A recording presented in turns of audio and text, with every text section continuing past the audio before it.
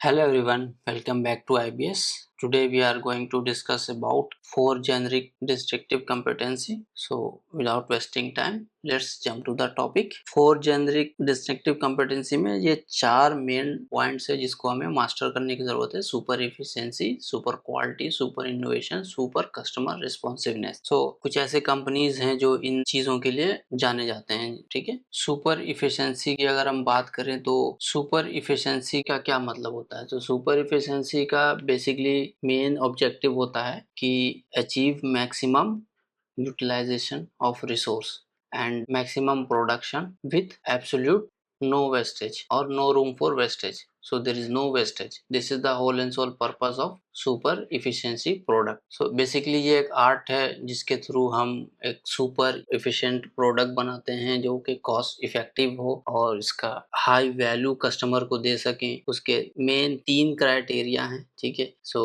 Achieve super efficiency, no wastage and maximum utilisation of resources and also maximise your productivity. अगर super efficiency में बात करें तो सबसे पहले जो नाम आएगा ग्लोबल लीडर जिसको हम सुपर एफिशिएंसी में कंसीडर करेंगे तो वो है टोयोटा. क्योंकि टोयोटा ही एक ऐसी कंपनी है जिसने जीआईटी को इंट्रोड्यूस किया था, जस्ट इन टाइम कॉन्सेप्ट. इससे पहले जीआईटी का कोई भी कंपनी यूज नहीं करती थी. जैसे ही जीआईटी आया तो ऑटोमोबाइल इंडस्ट्री में ह्यूज चेंजेस आ गए और इसका उद्देश्य बेसिकली ये था कि इन्वेंट्री को जीरो रखना. इन्वेंट्री जीरो रहेगा तो वेस्टेज भी ऑलमोस्ट जीरो हो जाएगा और कॉस्ट भी सेव होगा. कॉस्ट कम होगा तो उसी कॉस्ट को हम किसी और चीज में यूज कर सकते हैं. जैसे सुपर क्वालिटी प्रोडक्ट बनाने में कर सकते हैं, इनोवेशन में कर सकते हैं, कस्टमर रिस्पॉन्सिवनेस में हम कर सकते हैं. तो सबसे पहला सवाल आता है कि टोयोटा ने इसको कैसे मैनेज किया. तो टोयोटा ने सबसे पहले क्या किया कि अपने सप्लायर से बात किया. जो कार हम बनाते हैं उस कार के लिए जो मटेरियल लगेगा और जो भी चीजें लगेगी, पार्ट बोल सकते हैं उसको, वो आपको मुझे डिलीवरी देने में कितना टाइम लगेगा. लेट्स से इसके 10 अलग अलग कस्टमर हैं तो किसी ने 5 बोला, किसी ने 3 बोला, किसी ने 1 दिन में बोला, किसी ने 6 दिन बोला. तो इसने सबसे स्ट्रीमलाइन करा करके सबको फिक्स किया कि मिनिमम और मैक्सिमम 5 डेज, इससे ज्यादा टाइम नहीं दे सकते हैं आपको. मिनिमम तो आप जितना जल्दी दे दो उतना अच्छा है. इस तरीके से इसने कस्टमर का टाइम फ्रेम सेट कर दिया. उसके बाद बात होती है कि अब उसको असेंबल करना पड़ेगा और कॉन्फ़िगर करना पड़ेगा. राइट.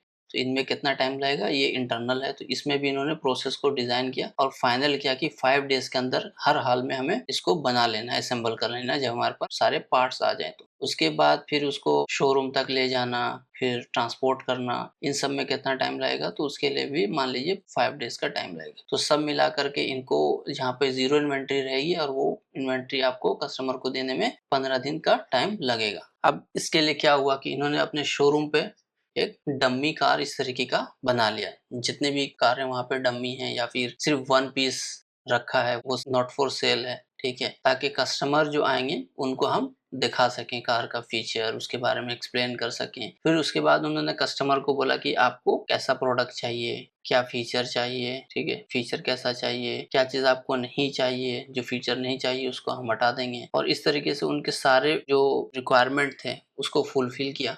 उसके बाद उनको ये बोला कि ये सारा जो रिक्वायरमेंट है इसके बेस पे हम आपका नया डिजाइन का कार बना के देंगे जो कि आपका सुपर कार होगा. यानी कि वो कार जो स्पेसिफिकली आपके लिए डिजाइन किया गया है. तो हमें 15 दिन लगेगा इस काम को करने में. तो कस्टमर भी क्या होगा, वो फील करेगा कि भाई ये कार जो है पर्सनलाइज किया गया है मेरे लिए. मुझे ऑडियो सिस्टम नहीं चाहिए, या मुझे तेज लाउड स्पीकर वाला सिस्टम नहीं चाहिए, या मुझे एसी चाहिए लेकिन विंडो पे ये चाहिए, वो चाहिए. तो जो भी फीचर है उस पर डिस्कस करके जो आपने फाइनल किया उस बेस पे उन्होंने बोला कि हम 10 to 15 डेज लेंगे, आपके लिए पर्सनली डिजाइन करेंगे सारा कार. तो उसमें हमें 15 दिन लगेगा. तो कस्टमर भी सेटिस्फाइड होगा कि मेरे लिए पर्सनली डिजाइन किया गया. राइट. और इस वजह से टोयोटा को क्या फायदा होगा कि वो जीरो इन्वेंट्री रखेगा और जैसे ही यहाँ पे ऑर्डर प्लेस हो गया, एडवांस वगैरह कुछ भी जो भी इनका टर्म एंड कंडीशन है वो पैसा मिला तो वो फौरन अपने सप्लायर से रिक्वेस्ट भेज दी, ये मुझे आइटम चाहिए. फिर कॉन्फ़िगर हुआ, शोरूम पे आ गया, फिर उसको सोल्ड आउट कर दिया गया. तो इस तरीके से उसने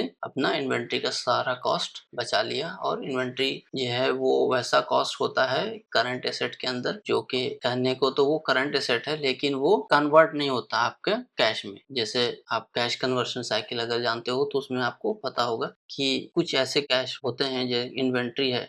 अब इन्वेंट्री में आपके $100,000 पड़े हैं, ठीक है। अब बैलेंस शीट में इन्वेंट्री में हमेशा 100,000 या 110 कम बेसी होता रहेगा, लेकिन ये जो अमाउंट है ओवरऑल वो हमेशा आपका इन्वेंट्री में ही रहेगा, वो कैश में कभी भी कन्वर्ट नहीं होने जा रहा। और कैश में कन्वर्ट हो भी रहा है तो दूसरा आप परचेस करके इन्वेंट्री में बढ़ा दे रहे हो, तो अल्टीमेटली ये जो है आपको कभी भी जीरो नहीं होता, क्योंकि ये बिजनेस चल रहा है। तो ये वो कैश है जो, ये वो एसेट है जिसको हम बोलते तो करंट एसेट है, लेकिन ये लॉन्ग टर्म ऐसे ही रहता है। वैसे साइकिल अगर आप एक महीने में 10 बार सेम प्रोडक्ट बेच सकते तो 10 साइकिल में कन्वर्ट हो जाएगा, लेकिन ये वैल्यू रिमेन रहेगा फिर भी। अगर इसमें से एक इनपुट गया 100 का आपने प्रोडक्ट सेल भी कर दिया तो आपको नया 100 का इन्वेंट्री डालना पड़ेगा। तो यहाँ पैसा फंसा हुआ है लॉन्ग टर्म के लिए, तो जिसको आप कहीं और यूज नहीं कर सकते। और अब इसको जैसे ही JIT के थ्रू आपने इसको जीरो किया तो आपका 100,000 के जो डॉलर है, जो भी इन्वेंट्री का कॉस्ट है, वो आप कहीं और इन्वेस्ट कर सकते हो इन तरह की चीज़ों पे, राइट? ये वो कॉस्ट है जो कोई भी कंपनी में हमेशा रहता ही रहता है, ये खत्म नहीं कर सकते आप, लेकिन JIT के थ्रू आप इसको बहुत ही मिनिमम कर सकते हो। तो ये एक बहुत बड़ा अचीवमेंट है, जिसके वजह से उनको काफ़ी बूस्ट मिला अपने अदर चीज़ पे काम करने का, जैसे इनोवेशन पे, क्वालिटी को इम्प्रूव करने पे, कस्टमर के रिस्पॉन्सिवनेस पे काम करने के लिए। So I think I am done for the day. Will see you into the next session. Stay tuned. Thank you very much for watching this video.